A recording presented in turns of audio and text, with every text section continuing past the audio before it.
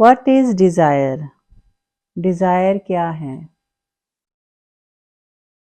Friends, हम जब desires की बात करें तो हमें कई बार कंफ्यूजन होता है।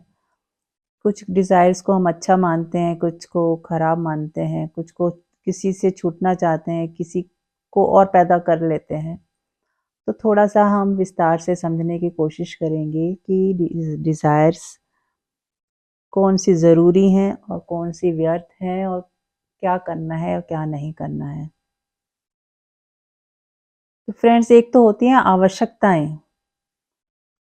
जीवन जीने के लिए हमें अ, खाना खाना ज़रूरी है, भोजन ज़रूरी है, शरीर को स्वच्छ रखना, उसकी देखभाल करना, मेडिसिन चाहिए, उसको निरोगी रखना है।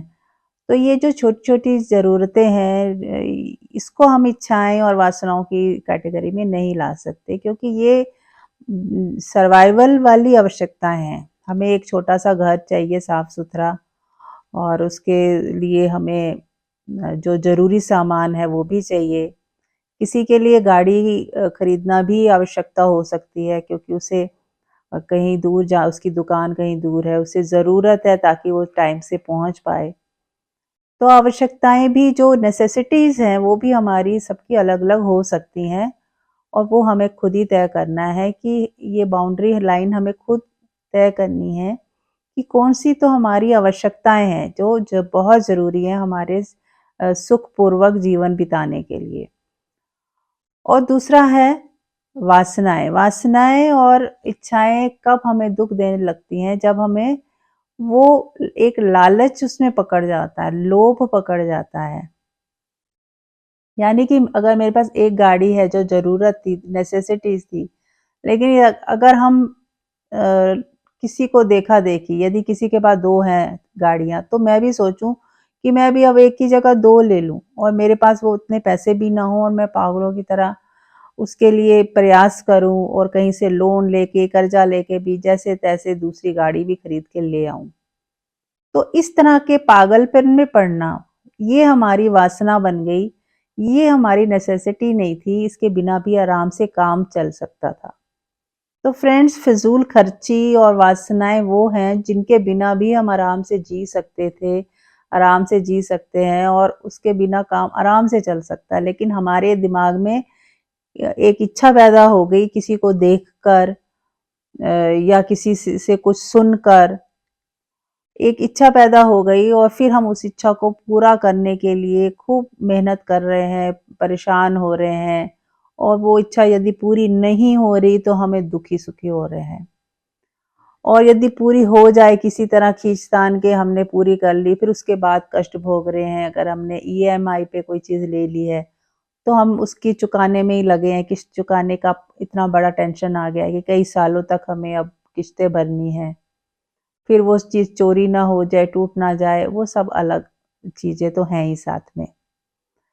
तो वासनाएँ क्या हैं? ये आपको समझ आ गई कि वासनाएँ उनको हम कह सकते हैं जो नेसेसिटी नहीं है, बस देखा-देखी, दिखावे के लिए, और लोगों के सामने हमारी इज़्ज़त बन जाए, हमें लोग बहुत इज़्ज़त दें, मान-सम्मान दें, क्योंकि लोग उन्हीं को ज़्यादा सम्मान देते हैं जिनके पास खूब पैसा होता है, खूब गाड़ियाँ हैं, बंगले हैं, बड़े-बड़े घर हैं, उनको लोग इज़्ज़त की निगाह से देखते हैं। ऐसा मानकर यदि हमारे अंदर भी कुछ ऐसी वासनाएँ बैठ जाएँ कि मेरे पास भी कीमती चीज़ें होनी चाहिए, लोगों को मैं दिखा पाऊँ कि मैं बहुत अमीर हूँ, तो ही वो मेरी इज़्ज़त करेंगे।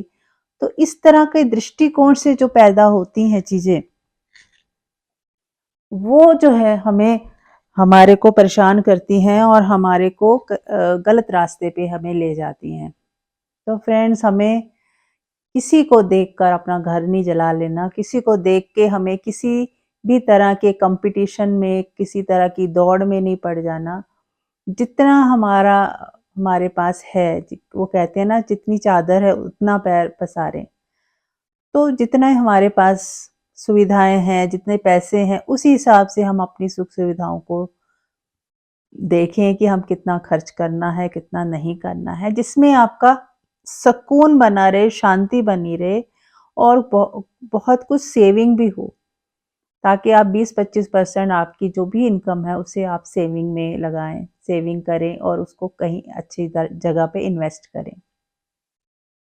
तो इस तरह से हमारी जो ज़िंदगी है वो बिना वासनाओं के, बिना डिज़ायर्स के हो सकती है।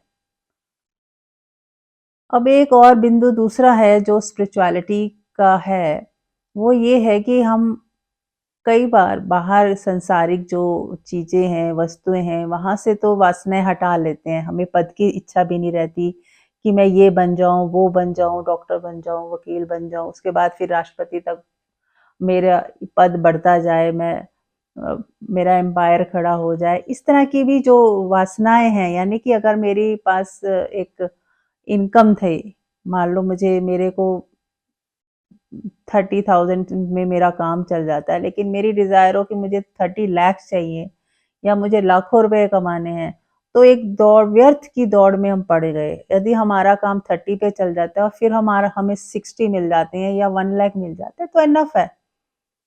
बच भी जाते हैं, उसमें मैं कहीं 4 लोगों का भी भला कर देता हूँ, किसी के काम आ जाता हूँ। वो गरीबों में भी थोड़ा बँट जाता है, दान पुण्य भी हो जाता है, बस इतना इनफ है मेरे लिए। लेकिन यदि हमारी वासना जग जाए कि नहीं, मुझे तो करोड़ों रुपए कमाने हैं, मेरे पास तो बहुत कुछ होना चाहिए और ज़िंदगी फ्रेंड्स इतनी छोटी है कि बस कमाते ही रह जाएँगे, उसको कभी भी हम सुखपूर्वक भोग भी नहीं पाएँगे, क्योंकि ये वासनाएँ हमें कहीं नहीं पहुँचाती। तो कुछ लोगों को ये चीज़ समझ आ जाती है कि वो इन वासनाओं से बच बच जाते हैं या वो ये दौड़ में शामिल नहीं होते, इनकी व्यर्थता को जान लेते हैं। तो उनको एक और नई दौड़ में नई दौड़ को वो अपना हिस्सा बना लेते हैं, वो ये है कि वो स्पिरिचुअलिटी में पड़ जाते हैं। स्पिरिचुअलिटी में पढ़ना बहुत सुंदर एक उनका मोड़ होता है हमारे जीवन का, कि जब हम परमात्मा की तरफ मुख कर लेते हैं। लेकिन यहाँ पे भी जब यदि हमें गुरु सही नहीं मिले या जो मार्गदर्शक है वो सही ना मिले, तो यहाँ पर भी हम भटक सकते हैं। कैसे भटकेंगे? वो ऐसे कि जैसे हमें आवश्यकताओं से ज़्यादा जो इच्छाएँ थी वो नहीं रखनी थी। क्योंकि यहाँ पे भी हम इच्छा रख देते हैं कि हमें स्वर्ग मिले, हमें सतलोक में जाना है, हमें शिवलोक में जाना है। हमें बहुत मरने के बाद बहुत बढ़िया हमें स्थान मिले कहीं न कहीं। तो इस तरह की डिज़ायर्स भी रख लेते हैं, या हम ध्यान कर रहे हैं, साधना कर रहे हैं, तो इससे भी बहुत बड़ी-बड़ी हमें सिद्धियाँ मिल जाएँ, हमारे पास शक्तियाँ आ जाएँ। ये इस तरह की डिज़ायर्स हम रखने लग जाते हैं, जिसमें ये भी एक अंधी दौड़ है, जिसमें पड़कर हम अपना नुकसान कर बैठते हैं और हम फिर भटक जाते हैं। संसार की दौड़ से छूटे थे तो ये एक नई दौड़ में लग गए। तो ये भी हमें नहीं करना है। यदि हमें परमात्मा की तरफ मुख करना है तो बस सारे एफर्ट छोड़ के परमात्मा के साथ जुड़े रहें और अपने सुकून और शांति बना के, जो भी एफर्टलेसली एफर्ट्स हो रहे हैं, आप जितना कमा पा रहे हैं, आप अपनी फैमिली के साथ रह रहे हैं, आप अपनी फैमिली को जो भी उनके लिए जो करना चाहते हैं वो करिए। अपने रोजी-रोटी के लिए जो कमाना चाहते हैं कमाएँ और उसके बाद सुकून से, शांति से परमात्मा से जुड़े रहें।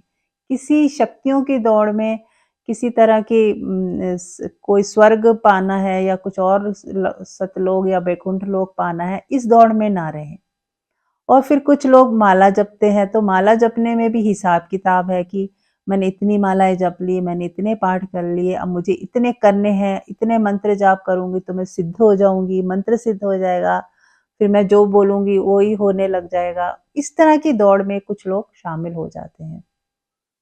तो इस तरह की दौड़ में भी नहीं पड़ना है। आप अपनी मुक्ति के लिए इस स्पिरिचुअलिटी में आए हैं, तो सब कुछ छोड़ दें। मुक्ति का मतलब हमें सब चीज़ों से मुक्त हो जाना है। हमें सतलोकों से भी मुक्त हो जाना है, स्वर्ग नर्क से भी मुक्त हो जाना है। हमें कुछ चाहना ही नहीं है। हमें कोई इच्छा ही नहीं रखनी, कुछ चाहिए ही नहीं। ये बिंदु बहुत ज़रूरी है कि कुछ इच्छा नहीं रखनी और चाहिए ही नहीं हमें कुछ भी। तो फ्रेंड्स, जब कुछ नहीं चाहिए वाला बिंदु है वो हमारे जीवन में ज़्यादा होगा और सहजता में हम अपने छोटे-मोटे जो नेसेसिटीज़ हैं वो वाले कर्म तो करने हैं, लेकिन उसके अलावा हमें किसी से कुछ नहीं चाहिए। इवन आप अपने बिज़नेस में भी सेवा के भाव से बिज़नेस कर सकते हैं। अपना आपका कोई भी कर्म है जिससे आप पैसे कमाते हैं, उसको भी फ़ोकस ये ना करें कि आप कितना मिल रहा है, उस पे फ़ोकस ना करके क्या जो भी काम है, उसको सेवा से करें कि मेरे इस काम करने से सामने वाले को कितना आनंद, सामने वाले को मैं कितना खुश कर रहा हूँ, क्योंकि उसका वो आप काम कर रहे हैं और बदले में वो पैसा दे रहा है। उसको खुश रखें, अपने कस्टमर को खुश रखना यानी कि उनको उनका जो डिमांड है उसको हर तरह से अ, ईमानदारी से उसको अच्छी क्वालिटी देके, उसको सैटिस्फाइड करके, उसका अच्छे से काम करके बिना उसे नुकसान पहुँचाए, आप अपना प्रॉफ़िट भी लें, वो भी उतना लें कि जितने में आपको लगे कि ये सही है। ज़रूरत से ज़्यादा प्रॉफ़िट लेना भी गलत है। तो इस तरह से आप सम्यक रहते हुए, सब काम करते हुए, परमात्मा की याद को अपने दिल में रखते हुए सब काम करें, तो जीवन बहुत ही सुंदर हो सकता है। तो डिज़ायर्स करना, डिज़ायर से मुक्त होना आपने समझा कि कैसे हो सकते हैं, यानी कि करना कुछ भी नहीं है, बस हमें एक डिज़ायर से मुक्त होके दूसरी डिज़ायर नहीं बनानी है। यानी कि सांसारिक जो डिज़ायर्स थी, वासनाएँ थी, वो हट गई, तो अब नई वासनाओं में नहीं पड़ना है, ये बिंदु बहुत ज़रूरी है। तो दोस्तों आप ध्यान रखिएगा कि परमात्मा से यदि प्रेम करना है तो कुछ चाहना नहीं है, बस परमात्मा को ही चाहना है। परमात्मा के बदले में कुछ और नहीं चाहिए, परमात्मा ही चाहिए। परमात्मा से कुछ नहीं चाहिए, परमात्मा का प्रेम ही चाहिए हमें, परमात्मा से ही जुड़ना है। परमात्मा के अलावा परमात्मा से कुछ नहीं चाहिए। तो इस चीज़ का हमें विशेष ध्यान रखना है कि हम परमात्मा को इसलिए याद ना करें कि मुझे ये चाहिए, मुझे वो चाहिए, परमात्मा तू मेरी ये मेरे दुःख दूर कर दे या मेरे और कई काम कर दे। तो परमात्मा हमारा कोई सेवादार नौकर नहीं है कि हम उससे कुछ माँगते ही रहें और वो हमारी चीज़ें पूरी करता रहे। वो हमारा गुलाम नहीं है, बल्कि हम उसके गुलाम हैं। वो उसको सब पता है कि हमारे लिए क्या सही है, वो जो दे रहा है, जो हमें मिल रहा है उससे वो सही है, उतना ही ज़रूरी था। जैसे एक दवाई होती है, उसकी एक डोज़ होती है। जैसे अगर एक गोली खानी है तो हम 10 गोली खा लेंगे तो और बीमार हो जाएँगे। तो एक गोली खाएँगे तो ही हम ठीक होंगे। ऐसे ही हमें जितनी ज़रूरी है, जितना ज़रूरी है उतना हमें दिया जा रहा है ताकि हम अच्छे से जीवन यापन कर सकें। अगर उससे कम होगा तो भी हम परेशान होंगे और उससे ज़्यादा हो जाएगा तो भी हम परेशान होंगे। ये बात समझनी बहुत ज़रूरी है। तो यदि हम ज़्यादा की डिमांड ना रखें और ना ही उसके पीछे भागें, तो परमात्मा ने हमें उतना इनफ दिया हुआ है कि जिससे हमारा काम आराम से चल सकता है और हम बिना किसी प्रतियोगिता में पड़े, बिना किसी को नीचा दिखाए, बिना किसी की नज़रों में ऊपर उठे, हम आराम से अपने ही नज़रों में ऊपर उठते हुए, अपने सुकून में, अपनी शांति में, अपने साथ, अपनी फैमिली के साथ प्यार से रह सकते हैं। तो दोस्तों, आप मेरी बात समझ गए होंगे, मेरा इशारा समझ गए होंगे। आप सभी को बहुत-बहुत प्रेम। Thank you so much.